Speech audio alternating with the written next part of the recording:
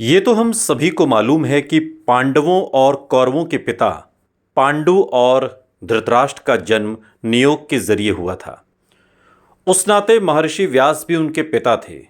उसी क्रम में विदुर भी व्यास के जरिए ही पैदा हुए थे। लेकिन क्या आपको मालूम है कि इनके अलावा भी व्यास का कोई पुत्र था? वो कैसे पैदा हुआ? पैदा होने के बाद वो क्या बना?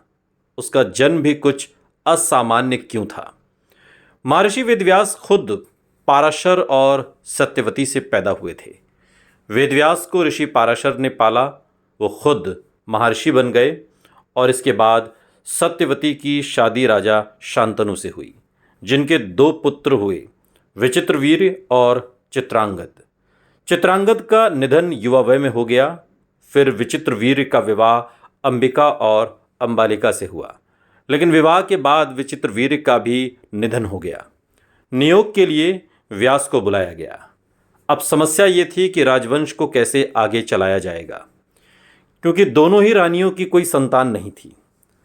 तब सत्यवती ने अपनी दोनों बहुओं से संतान प्राप्त करने के लिए नियोग परंपरा का पालन करने का फैसला किया। इसके लिए उन्होंने अपने पुत्र महर्षि वेदव्यास को बुलाया।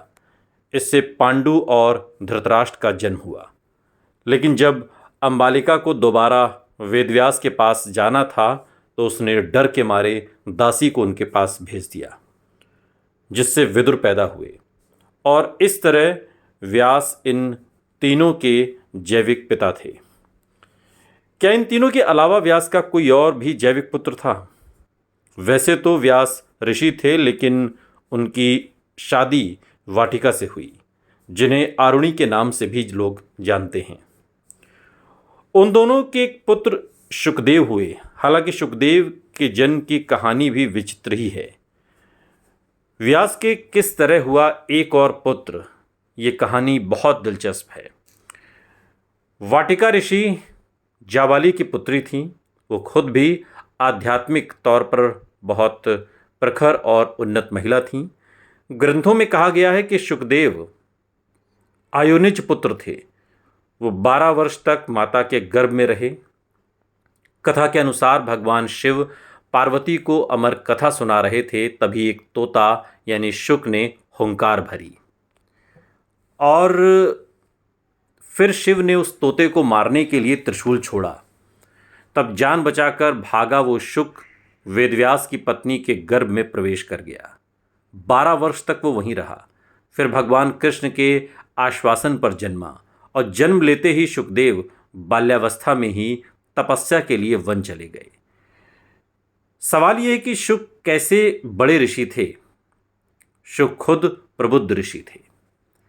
उन्हें वेदव्यास का सच्चा आध्यात्मिक उत्तराधिकारी माना जाता था। वो महाभारत में युवा कुरु राजकुमारों के एक बुद्धिमान मार्गदर्शक के रूप में भी बताए गए। कौरव और पांडव दोनों सम्मान करते थे। महर्षि वेदव्यास के पुत्र शुक यानी शुकदेव एक अत्यंत प्रबुद्ध ऋषि थे, जो अपने गहन आध्यात्मिक ज्ञान और सांसारिक मामलों से विरक्ति के लिए जाने जाते थे।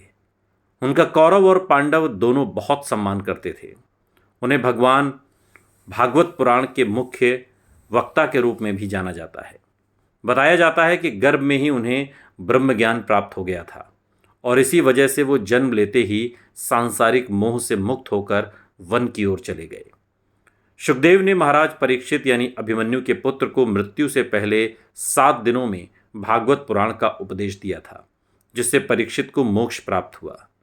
एक प्रसिद्ध कथा के अनुसार जब व्यास जी ने उन्हें रोकने का प्रयास किया तो शुकदेव जी इतने तेजस्वी हो गए कि उनके शरीर से होकर वायु और जल बहने लगा। इससे व्यास जी ने समझ लिया कि वे पूर्ण ब्रह्मज्ञानी हैं।